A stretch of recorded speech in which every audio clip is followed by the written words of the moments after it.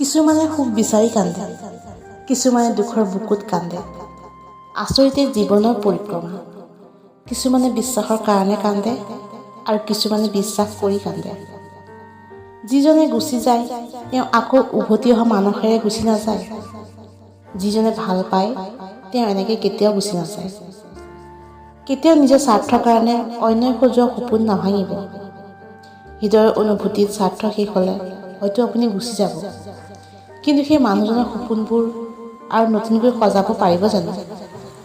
হেজাৰটা সুখৰ স্মৃতিয়ে এটি কষ্টক মুচি দিব নোৱাৰে, কিন্তু এটি কষ্টই হেজাৰটা সুখৰ স্মৃতিক মুচি দিব পাৰে।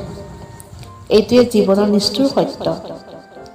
কিছুমান কাম কৰিবলৈ কিছুমান মানুহৰ লাজ লাগে। এটা কথা আমি সদায় মনত ৰখা উচিত যে লাজে কেতিয়াও মানুহৰ পেটৰ ভোক পূৰণ নকৰে। পেটৰ ভোক ভালদৰে চিনি পোৱা মানুহে কোনোদিন সৎকাম কৰিবলৈ লাজ নকৰে। সময়ৰ সোঁতত সমস্ত বিশ্ব ব্ৰহ্মাণ্ড সলনি হৈ যায় বা হ'বলৈ বাধ্য, কিন্তু আমি ভাবি লওঁ যে সদায় একেই হৈ চলি থাকিব। সকলোৰে পৰিৱৰ্তন হ'ব। অপৰিৱৰ্তিত হৈ থাকে কেৱল আমাৰ ভুল ধাৰণা যে ভাল সময় সদায় থাকিব বা বেয়া দিনবোৰ কেতিয়াও শেষ নহ'ব।